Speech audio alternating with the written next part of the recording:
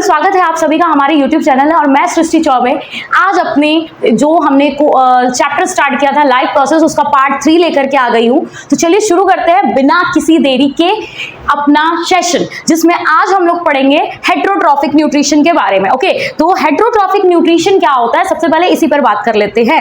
ठीक है, तो हेटेरोट्रॉफिक न्यूट्रिशन, ये जो हेटेरोट्रॉफिक वर्ड है ना फ्रेंड्स, ये हेटेरोट्रॉफिक वर्ड आपका दो शब्दों से मिलकर के बना हुआ है, hetero and trophic. Hetero means होता है अदर्स और ट्रॉफिक मीन्स होता है नरिशमेंट, यानी ऐसे ऑर्गेनिज्म जो अपना नरिशमेंट दूसरे से लेते हैं, यानी अपने नरिशमेंट, अपना न्यूट्रिशन, अपने चीजों की पूर्ति वो दूसरे ऑर्गेनिज्म पर डिपेंड होकर के करते हैं। जैसे ये कुछ प्लांट्स ऐसे हैं जो अपना भोजन स्वयं नहीं बना पाते, जैसे कसकटा हो गया, ये एक पौधा है जो अपना भोजन स्वयं नहीं बनाता, वो दूसरे प्लांट्स पर डिपेंड होता है। सबसे बेस्ट फंगी को आप सभी जानते होंगे। ये जो फंगी होता है ये क्या करता है कि अपना भोजन स्वयं नहीं बना पाता, because it doesn't have chlorophyll. तो ये किस पर डिपेंड होता है, अदर्स पे। तो अदर किस पे, वो डेड एंड डेकिंग मैटर पर डिपेंड करेगा, एल्गी पर डिपेंड होगा। तो कहने का मतलब कि जो भी अपना न्यूट्रिशन खुद ना बना पाए, खुद अपनी नरिशमेंट ना कर सके, ऐसे को हम क्या कहेंगे,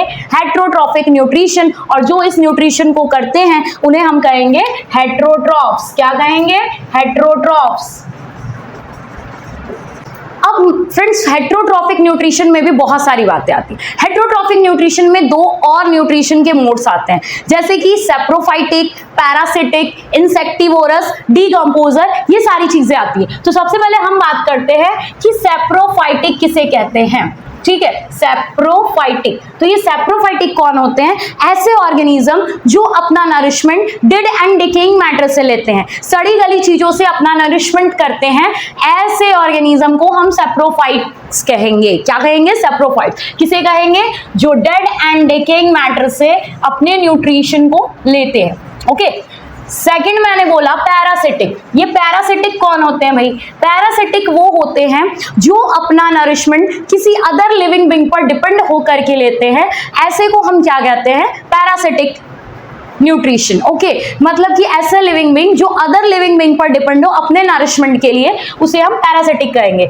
living being depend on other living being, that is called as parasitic. Okay, अब इंसेक्टिवोरस, जैसा नेम से ही पता चल रहा है कि ऐसे ऑर्गेनिज्म जो अपनी नरिशमेंट को इंसेक्ट्स को खा करके पूरी करते हैं, ऐसे प्लांट्स को, ऐसे ऑर्गेनिज्म को हम क्या कहेंगे, इंसेक्टिवोरस कहेंगे। ठीक है, तो ये बातें थी हेटेरोट्रॉफिक न्यूट्रिशन में कौन कौन से न्यूट्रिशन और आते हैं। अब एक और इंपॉर्टेंट न्यूट्रिशन हेटेरोट्रॉफिक में आता है और वो होता है फ्रेंड्स होलोजोइक न्यूट्रिशन। क्या होता है, होलोजोइक।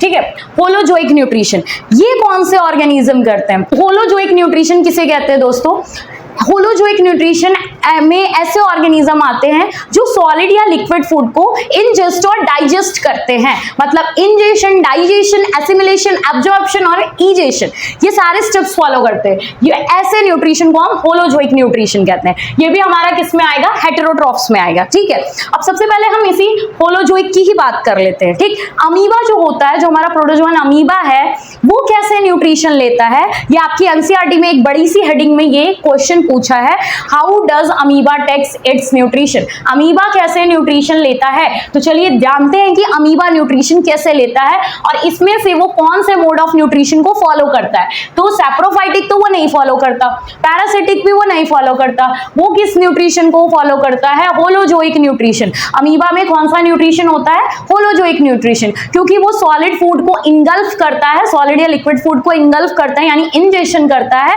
और डाइजेशन होने के बाद वो ईजेशन भी करता है। ठीक है, दैट्स व्हाई अमीबा जो होता है वो होलोजोइक न्यूट्रिशन करता है। अब कैसे करता है, थोड़ा इसको देख। चलिए फ्रेंड, जानते हैं कि अमीबा में न्यूट्रिशन, अमीबा अपना न्यूट्रिशन कैसे लेता है। तो जो अमीबा होता है, जैसा कि मैंने अभी कहा, ये कौन से मोड ऑफ न्यूट्रिशन को फॉलो करेगा, होलोजोइक न्यूट्रिशन को। कौन सा, होलोजोइक न्यूट्रिशन। इसमें कौन सा मोड ऑफ न्यूट्रिशन होता है, होलोजोइक होता है। क्यों, क्योंकि ये सॉलिड या लिक्विड फूड को इंजेशन करता है, डाइजेशन करता है, एसिमिलेशन होता है, एब्जॉर्प्शन होता है, फिर ईजेशन भी करता है। दैट्स व्हाई अमीबा में होलोजोइक न्यूट्रिशन के मोड को ये फॉलो करता है। नाउ नेक्स्ट, कैसे करता है, क्वेश्चन इज दैट कि ये न्यूट्रिशन लेता कैसे। अब जो अमीबा होता है वो कुछ ऐसे करके, इसका शेप बताया गया है, शेप इसका फिक्स नहीं होता। ये अमीबा है, बीच में हमारा क्या है, ये न्यूक्लियस है इसका, एंड दैट इज पेसुडोपोडिया। ये जो आउटर लेयर आप देख रहे हो अमीबा की, इसको हम कहते हैं pseudopodia, okay, and that is nucleus.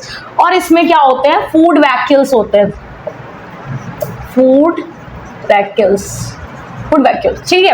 अब ये पेसुडोपोडिया, जो न्यूक्लियस आप जानते हो ब्रेन ऑफ द सेल कहा जाता है, पेसुडोपोडिया क्या होता है, इसके जरिए ये क्या करता है, मूवमेंट करता है, इंजेशन करता है, और क्या करता है, ईजेशन का भी काम करता है। इंजेशन, मूवमेंट और ईजेशन, इन सभी का काम अमीबा किससे करता है, अपने पेसुडोपोडिया से करता है, ओके। तो सेकंड क्या होगा कि ये इनगल्फ करता है अपने फूड को बाय पेसुडोपोडिया, ठीक है। और इस प्रोसेस को क्या कहते हैं, इस प्रोसेस जो इसने पेसुडोपोडिया के यूज से फूड को इंगल्फ करा, इस प्रोसेस को कहते हैं फैगोसाइटोसिस, ओके। क्या कहते हैं, फैगोसाइटोसिस। इस प्रोसेस को, जो अमीबा ने फूड को इंगल्फ करा, उस प्रोसेस को कहेंगे फैगोसाइटोसिस। अब इसमें क्या हुआ, हमने क्या क्या पता चला, ये होलोजोइक न्यूट्रिशन मोड को फॉलो करता है, फिर ये फूड को इंगल्फ करता है पेसुडोपोडिया के थ्रू, और इस प्रोसेस को कहते हैं फैगोसाइटोसिस। नाउ अब इसने जो ये इंगल्फ फूड है, ये कहाँ जाएगा, फूड वैक्यूल्स के पास। किसके पास जाएगा, फूड वैक्यूल के पास। क्या, जो इसका इंगल्फ फूड है, किसका, अमीबा का। अब इसी में इसके तरह तरह के प्रोसेसेस होंगे, जैसे इंजेशन, मैं यहां लिख देती हूं, इंजेशन, डाइजेशन, फिर आपका एसिमिलेशन, फिर एब्जॉर्प्शन, और लास्ट आता है ईजेशन, ठीक। ये पांचों प्रोसेसेस होंगे कहाँ, फूड वैक्यूल में, फूड को डाइजेस्ट करने के लिए। इंजेशन, डाइजेशन, एसिमिलेशन, एब्जॉर्प्शन और ईजेशन, ये पांचों प्रोसेसेस होंगे। उसके बाद जितना भी यूजफुल पार्टिकल होगा वो पूरे अमीबा में पहुंच जाएगा, और जितना भी वेस्ट मटेरियल हो जाएगा वो बॉडी की, अमीबा के बॉडी के बाहर हो जाएगा। मतलब ये ईजेशन का प्रोसेस करेगा, किसके थ्रू करेगा, फूड वैक्यूल से निकलेगा, फिर ये पेसुडोपोडिया के थ्रू आउटसाइड हो जाएगा। इंजेशन भी उसी से और ईजेशन भी उसी से। खैर, ये था न्यूट्रिशन इन अमीबा, ऐसे अमीबा न्यूट्रिशन लेता है। अब मैं थोड़ा इस पर बात कर लेती हूँ, इंजेशन, डाइजेशन, एसिमिलेशन पे। ये आप लोग क्लास 7th में पढ़े होंगे, अगर आप साइंस के स्टूडेंट हो तो आप इसके बारे में जानते होंगे क्या होता है, कैसे होता है। मैं शॉर्टकट में एक बार आपको बता देती हूँ। इंजेशन मतलब होता है कि भोजन को जब हम मुंह में लेते हैं, the process of taking food into our mouth, that process is called ingestion. जब हम भोजन को अपने मुंह में लेंगे उस प्रोसेस को इंजेशन कहते हैं। जब वो भोजन छोटे छोटे पार्ट्स में ब्रेक डाउन होते हैं, फूड मॉलिक्यूल्स ब्रेक डाउन होते हैं, उस प्रोसेस को डाइजेशन कहते हैं, ओके। तो डाइजेशन ये होता है। अब एब्जॉर्प्शन क्या होता है, जो डाइजेस्टेड फूड है, यानी जो छोटे छोटे फूड मॉलिक्यूल ब्रेक डाउन हुए हैं, फूड मॉलिक्यूल जो स्मॉलर पार्टिकल में ब्रेक डाउन हुए हैं, अब उसमें से जितने यूजफुल डाइजेस्टेड फूड मॉलिक्यूल्स होंगे वो स्मॉल इंटेस्टाइन से कहां जाएंगे, हमारे ब्लड वेसल्स तक जाएंगे। तो वो प्रोसेस को हम क्या कहते हैं, एब्जॉर्प्शन, ठीक है। The process of movement of digested food from small intestine into the blood, that process is called absorption, ठीक है। जो डाइजेस्टेड फूड है वो जब स्मॉल इंटेस्टाइन से हमारे पूरे ब्लड में पहुंचेगा, उस प्रोसेस को एब्जॉर्प्शन कहते हैं। फिर एसिमिलेशन किसे कहते हैं, अब जो वो डाइजेस्टेड फूड हमारे ब्लड तक पहुंचा है, उसके न्यूट्रिएंट्स का यूज करके अपने सेल को जो हम रिपेयरमेंट करते हैं, हमारी बॉडी जो सेल का रिपेयरमेंट करती है, उस प्रोसेस को क्या कहते हैं, एसिमिलेशन, ठीक है। और फिर जितने भी वेस्ट मटेरियल है हमारी बॉडी के, जो फूड हमने खाया वो सारा तो प्योर होगा नहीं, उसमें से जो वेस्ट मटेरियल होंगे उस प्रोसेस को बॉडी के बाहर करने के प्रोसेस को क्या कहते हैं, ईजेशन कहते हैं। The process of removal of waste products from our body, that is called egestion. ये सब तो हम भी करते हैं, है ना। तो कहने का मतलब अमीबा में भी ये सारी चीजें होती हैं, ठीक है। तो अमीबा इज होलोजोइक, इसमें कोई डाउट नहीं होना चाहिए।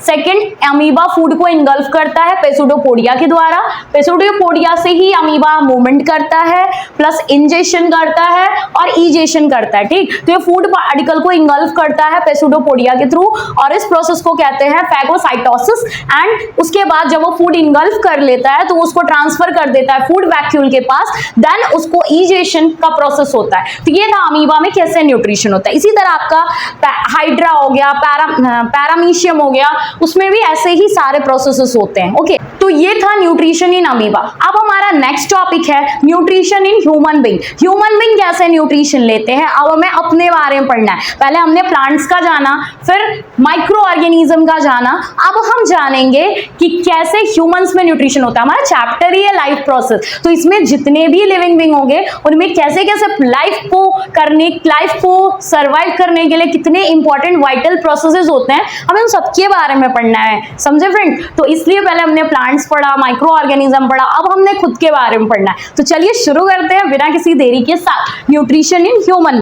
तो चलिए जानते हैं, कुछ पहले हाइलाइट्स जान लेते हैं कि ह्यूमन बीइंग में कैसे न्यूट्रिशन होता है। फर्स्ट, ह्यूमन बीइंग आपके अकॉर्डिंग क्या होंगे, ऑमनीवोरस तो होंगे ही होंगे, है ना। हम ऑमनीवोरस हैं, क्यों? क्योंकि हम प्लांट प्रोडक्ट्स भी कंज्यूम करते हैं as well as animal product भी कंज्यूम करते हैं। That's why we all are omnivorous, किसी ना किसी फॉर्म में, डायरेक्ट फॉर्म में, इनडायरेक्ट फॉर्म में, वी ऑल आर ऑमनीवोरस। तो न्यूट्रिशन इन ह्यूमन बीइंग का फर्स्ट हाईलाइट यही है, फर्स्ट की पॉइंट यही है कि भाई हम सभी क्या है, ऑमनीवोरस है। ओके, सेकेंड, हमारे बॉडी की अगर बात की जाए तो ये काफी कॉम्प्लेक्स सिस्टम है। पहले मुंह में फूड को डालते हैं, चबाते हैं दांतों के द्वारा, मुंह में सलाइवा होता है, वो उससे मिक्स होता है, तरह तरह की केमिकल रिएक्शन, फिर ये हमारे एलिमेंट्री कैनल्स हैं, मतलब हमारे फूड पाइप से स्टमक तक जाता है, तरह तरह के processes. That's why our human nutrition in human being is so complicated system, है ना, बहुत कॉम्प्लेक्स है। हमारे में भी बात करी जाए तो 5 स्टेजेस वो सारे होते हैं। कौन कौन से, अभी मैंने थोड़ी देर पहले बताया था, इंजेशन, डाइजेशन, एब्जॉर्प्शन, एसिमिलेशन और ईजेशन, जो मैंने डिस्क्राइब करा था, उससे तो आपको पता चल ही गया होगा कि ये 5 स्टेजेस हम ह्यूमन में भी होते हैं फॉर आवर न्यूट्रिशन। ओके, ठीक है। तो अब चलिए थोड़ा और डीपली जानते हैं। हम जो भोजन खाते हैं ना, वो सबसे पहले एलिमेंट्री कैनल जान लेते हैं क्या होता है, ठीक है। तो एलिमेंट्री कैनल क्या होता है, the way which start from, the passageway which start from our mouth to and end at anus, जो ऐसा जो हमारे बॉडी का जो रास्ता है जहां से फूड ट्रैवल करता है हमारे मुंह से एनस तक, वो आपका क्या कहलाता है, alimentary canal. The passage start from our mouth and end at anus, mouth से स्टार्ट होता है और एनस पर खत्म होता है। उस रास्ते को या उस वे को हम क्या कहते हैं, एलिमेंट्री कैनल। इस तरीके से भोजन मुंह से हमारे बॉडी के बाहर तक होता है, तो उसी वे को हम क्या कहते हैं, एलिमेंट्री कैनल। उसके बाद जब हम भोजन को मुंह में लिए तो हमारे माउथ में जनरली क्या क्या है, दांत है, टिप्स है, सलाइवा है, लार है, टंग है यानी कि जीभ है, ठीक है, ये सारी चीजें। तो हम माउथ में जो तित है उनके सहारे हम भोजन को छोटे छोटे पार्ट्स में चबाते हैं। दांत में भी हमारे पास 32 तित्स होती हैं, है ना, 32 तित्स होते हैं, उनमें 4 कैटेगरी बांटी गई है, इंसीजर, मोलर, प्रीमोलर और कनाइन। ये जो 4 ग्रुप्स हैं तित के, इनके काम अलग अलग होते हैं। किसी का काम काटने का होता है, किसी का काम चबाने का होता है, ठीक है। तो ये जो तित्स होते हैं इनके सहारे हम भोजन को चबाते हैं, काटते हैं या पीसते हैं, ठीक है, ये करते हैं। उसके बाद छोटे छोटे पार्ट्स में तोड़ के हमारे टंग में, हमारे मुंह में जो सलाइवा होता है वो उससे क्या होता है, मिक्स हो जाता है। सलाइवा यानी मुंह में जो हमारे लार है वो उससे क्या होता है, मिक्स हो जाता है। सलाइवा कहां से निकलता है, सलाइवा निकलता है सलाइवरी ग्लैंड से, ठीक है। सलाइवा निकलता है कौन सी ग्लैंड से, सलाइवरी ग्लैंड से, सलाइवरी ग्लैंड से। इस सलाइवा के अंदर एक एंजाइम मौजूद होता है, वो एंजाइम काफी इंपॉर्टेंट होता है। उस एंजाइम का नाम होता है सलाइवरी अमाइलास, एलएस, चाहे जो बोलो, सलाइवरी अमाइलास। इसका काम क्या होता है, इसका काम होता है जो भोजन में मौजूद स्टार्च होता है वो उसको ब्रेक डाउन करता है। किस में ब्रेक डाउन करता है, शुगर में, ठीक है, ठीक।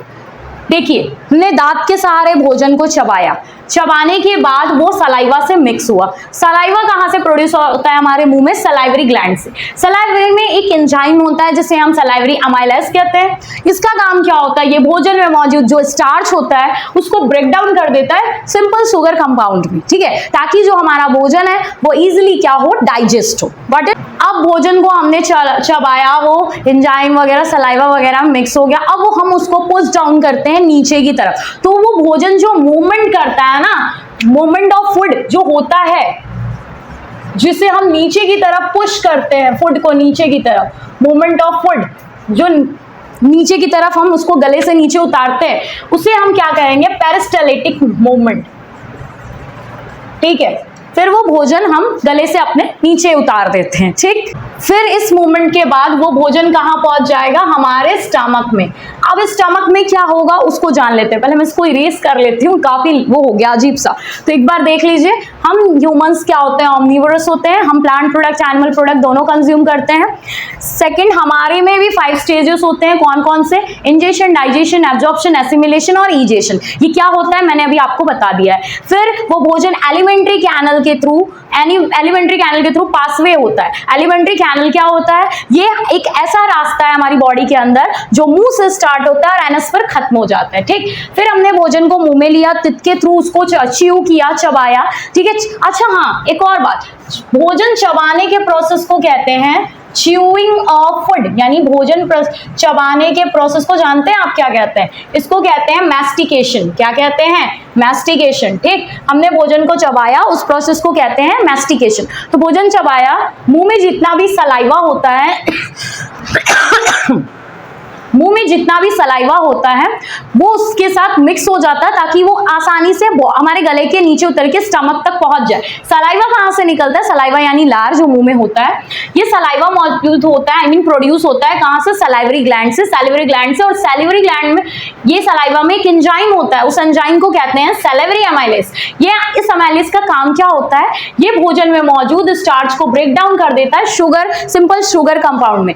फिर भोजन क्या करेगा? मूवमेंट करेगा हमारे मुंह से एकदम नीचे की तरफ, हमारे पेट की तरफ। उस मूवमेंट को कहते हैं पेरिस्टाल्टिक मूवमेंट, और वो भोजन मूवमेंट करते हुए कहां पहुंच जाएगा? स्टमक में। अब स्टमक में क्या होगा, आइए थोड़ा उसको जान लेते हैं। अब इस स्टमक में क्या होता है? जैसे सबसे पहले मैंने आपको एलिमेंट्री कैनल बताया जो मुंह से स्टार्ट होता है, एनस पर खत्म होता है। हमारे मुंह ये जो होता है ना, माउथ से स्टार्ट हो, स्टमक पे एंड हो जाए, मतलब यहां से यहां तक का रास्ता है, स्टमक तक पहुंचने का रास्ता, जो रास्ता होता है उसे हम फूड पाइप कहते हैं, ठीक है। फूड पाइप का साइंटिफिक नेम होता है भैया आपका क्या? ओइसोफेगस, ठीक है, ओइसोफेगस, ठीक है, इसे हम फूड पाइप कहते हैं। Got it?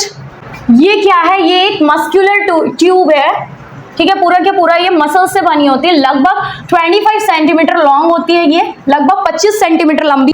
और इसका काम क्या होता है कि जो भोजन हमने खाया है उसे माउथ से कहां तक पहुंचाने का? स्टमक तक पहुंचाने का काम करता है। कौन? ये फूड पाइप, यानी कि ओइसोफेगस, इसका साइंटिफिक।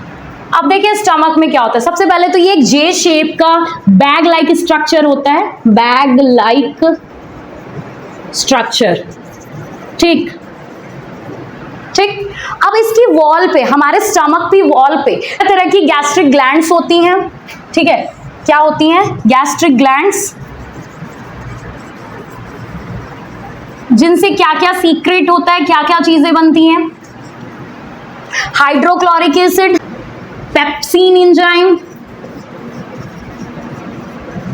एंड म्यूकस, ठीक है। ये सारी चीजें इसमें से स्टमक से क्या होती हैं? ग्लैंड से सीक्रेट होती हैं, HCl, पेप्सिन एंजाइम और म्यूकस। अब देखिए इन सभी का काम अलग अलग होता है। सबसे पहले HCl का काम क्या होता है? ये इसका काम होता है जो फूड मटेरियल हमने खाया है उसमें मौजूद जितनी भी बैक्टीरिया होंगे या जितनी भी, ये एक एसिडिक मीडियम है। सबसे पहली बात आप सभी को पता है हाइड्रोक्लोरिक क्या है, ये एक एसिडिक मीडियम क्रिएट कर देता है, और जितने भी उसमें मतलब कि हार्मफुल बैक्टीरियाज वगैरह होता है ये उसको क्या कर देता है? किल कर देता है, ठीक। म्यूकस क्या करता है? म्यूकस बचाता है हमारी स्टमक की इनर लाइनिंग को, अंदर की जो वॉल है उसकी वॉल को बचाता है। किससे? इसके एसिडिक मीडियम के प्रभाव से, ठीक है। किसके? हाइड्रोक्लोरिक एसिड के। ये शील्ड का काम करता है, ठीक है, shield the stomach's inner lining, ये स्टमक की इनर लाइनिंग को क्या करता है, शील्ड देता है, सुरक्षा प्रदान करता है इसके कोरोसिव इफेक्ट की। इसका जो एसिडिक मीडियम है, हाइड्रोक्लोरिक एसिड कितना पावरफुल एसिड होता है, तो इसे बचाने के लिए हमारी बॉडी में जो म्यूकस है, ये म्यूकस क्या करता है, इससे बचाने के लिए, इससे बचाने का काम करता है, किससे, हाइड्रोक्लोरिक एसिड के एसिडिक इफेक्ट के कोरोसिव इफेक्ट से बचने के लिए।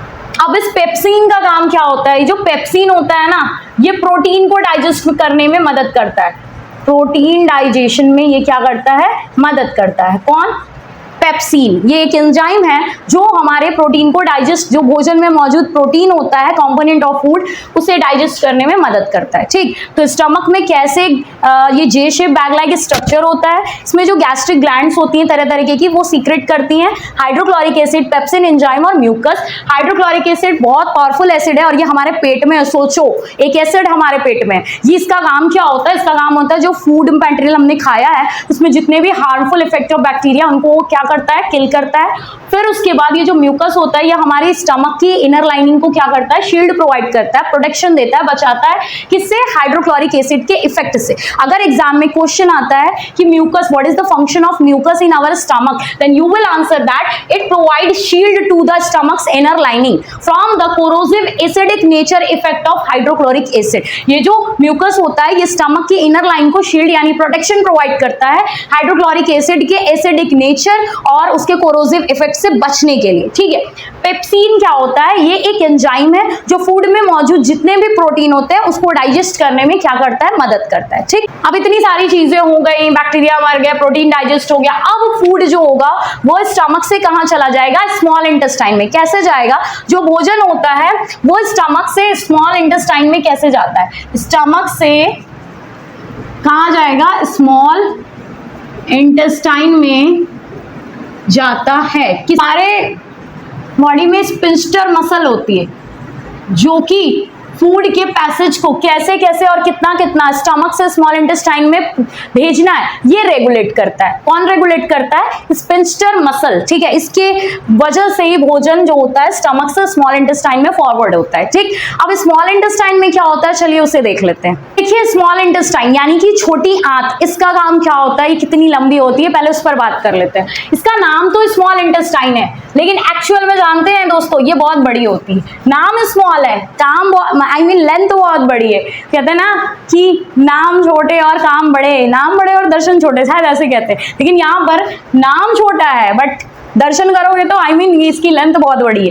जो देखिए, अब होता क्या है कि ये एनिमल वाइज थोड़ा डिफर कर जाती है। हर्बीवोरस एनिमल में अगर हम बात करें तो हर्बीवोरस एनिमल में क्या होता है मालूम है, हर्बीवोरस एनिमल्स को डाइजेस्ट करना पड़ता है सेल्यूलोज को, और सेल्यूलोज के डाइजेशन में इन्हें बड़े स्मॉल इंटेस्टाइन की जरूरत होती है, तो इनके में इलोंगेटेड स्मॉल इंटेस्टाइन होती है। ठीक है, लेकिन कार्निवोरस की बात करें तो इन्हें स्मॉल इंटेस्टाइन में ही इनका डाइजेशन हो जाता है। ठीक है, छोटी की जरूरत होती है। ठीक, सेलुलोज का डाइजेशन काफी बहुत टाइम लगता है, दैट्स व्हाई इन्हें इलोंगेटेड स्मॉल इंटेस्टाइन की नीड होती है कि ना, हार्बीवोरस की। कार्निवोरस में ऐसा कुछ नहीं है, स्मॉल इंटेस्टाइन ही होती है।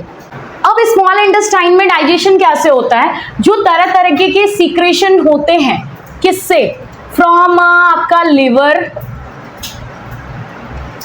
एंड पैनक्रियास, ये काफी हेल्प करते हैं डाइजेशन होने में। कहां पर, इन स्मॉल इंटेस्टाइन पर, ऐसा ही मतलब स्मॉल इंटेस्टाइन। ठीक है, अभी के लिए समझ लीजिए। तो फूड का जब स्मॉल इंटेस्टाइन में फॉरवर्ड होता है, पहुंचता है किसके थ्रू, स्पिंस्टर मसल के थ्रू, स्टमक से जब स्मॉल इंटेस्टाइन में आता है, तो इसका जो फूड का डाइजेशन होता है स्मॉल इंटेस्टाइन में, इसमें काफी ज्यादा योगदान होता है जो सिक्रेशन होते हैं लिवर और पैनक्रियास से।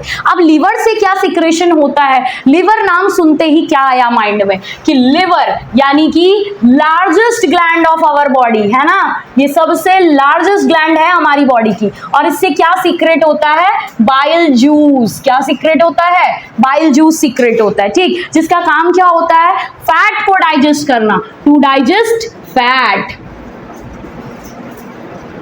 ठीक है, ये क्या करता है, फैट को डाइजेस्ट करता है। पहला काम तो इसका ये हो गया बाइल जूस का।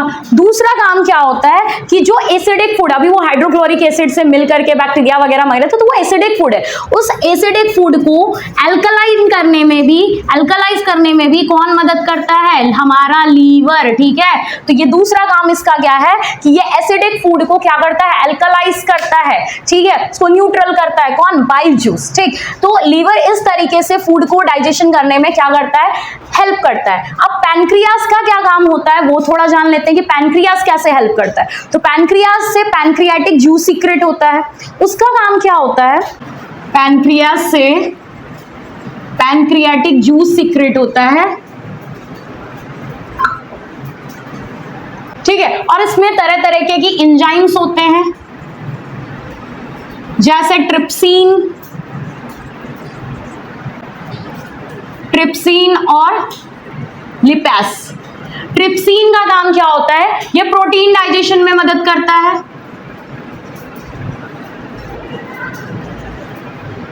एंड आपका जो लिपेस होता है ब्रेक डाउन करने में मदद करता है फैट को। ठीक है, तो इस तरीके से पैनक्रियाटिक जूस से जो एंजाइम्स निकलते हैं, ट्रिप्सिन और लिपेस, ये इन सारी चीजों में मदद करते हैं, प्रोटीन डाइजेशन और इमल्सिफाइड फैट को ब्रेक डाउन करने में। ठीक है, तो काफी इंपॉर्टेंट रोल प्ले करते हैं स्मॉल इंटेस्टाइन में डाइजेशन के। अब इसके बाद क्या होता है, स्मॉल इंटेस्टाइन में कुछ इंटेस्टाइनल जूस होते हैं, क्या करते हैं, कन्वर्ट करते हैं प्रोटीन को अमीनो एसिड में एंड कार्बोहाइड्रेट को ग्लूकोज में और फैट को फैटी एसिड में। कार्बोहाइड्रेट को ग्लूकोज में और फैट को फैटी एसिड में। इंटेस्टाइन में मौजूद इंटेस्टाइनल जूस प्रोटीन को अमीनो एसिड में कन्वर्ट करते हैं, कार्बोहाइड्रेट को ग्लूकोज में और फैट को फैटी एसिड में। ठीक है, इतना करने के बाद हमारे स्मॉल इंटेस्टाइन की इनर वॉल पे, इनर लाइनिंग ऑफ वॉल पे 1000 फिंगर लाइक प्रोजेक्शंस होते हैं।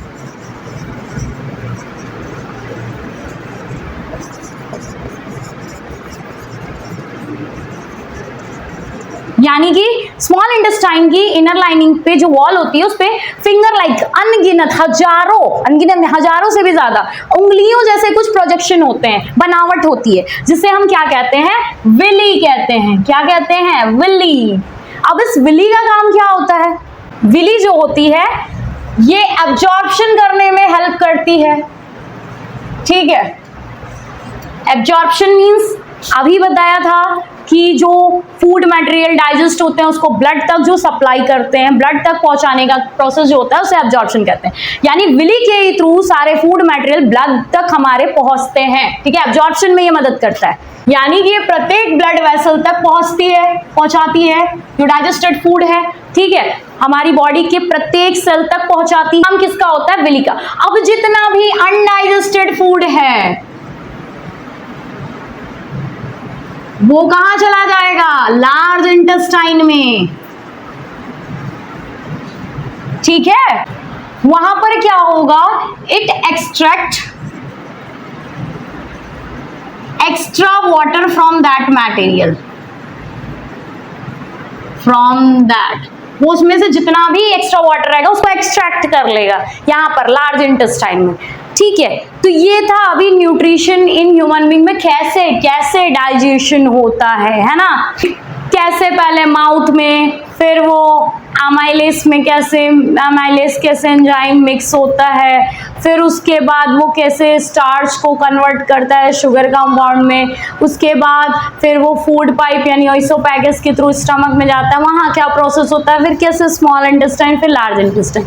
एक चीज़ और फ्रेंड्स, स्मॉल इंटेस्टाइन की जो ह्यूमन बॉडी में जो स्मॉल इंटेस्टाइन की लेंथ होती है वो अप्रॉक्स 7 मीटर होती है, याद रखिएगा। और जो लार्ज इंटेस्टाइन होती है उसकी लेंथ अप्रॉक्स 1.5 मीटर होती है। ठीक है, देख रहे हो छोटी है बट साइज बड़ी है, बड़ा नाम है बट इसका साइज छोटा है। ठीक है, तो याद रखना आप ये, स्मॉल इंटेस्टाइन की लेंथ 7 मीटर और लार्ज इंटेस्टाइन की 1.5 मीटर। अब इसके बाद हमारा नेक्स्ट टॉपिक है रेस्पिरेशन। रेस्पिरेशन ह्यूमन बींग्स में कैसे होता है, उसके बाद ट्रांसपोर्टेशन, फिर एक्सक्रिएशन, फिर प्लांट्स में कैसे होता है ट्रांसपोर्टेशन और एक्सक्रिएशन वो जानेंगे। फिर हमारा ये चैप्टर फिनिश हो जाएगा, उसके बाद हमने इसके इंपॉर्टेंट क्वेश्चंस को सॉल्व करना है और PYQs को भी सॉल्व करना है। थोड़ा जो इंपॉर्टेंट PYQs रहेंगे उस पे भी डिस्कशन करना है। तो इसी तरीके से आप इसको रिवाइज करिएगा।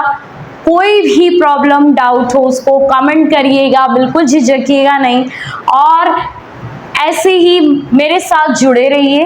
नेक्स्ट वीडियो में हम रेस्पिरेशन, ट्रांसपोर्टेशन के बारे में पढ़ेंगे, ठीक है। तब तक के लिए अपना ख्याल रखिए, मजे से रहिए, धन्यवाद।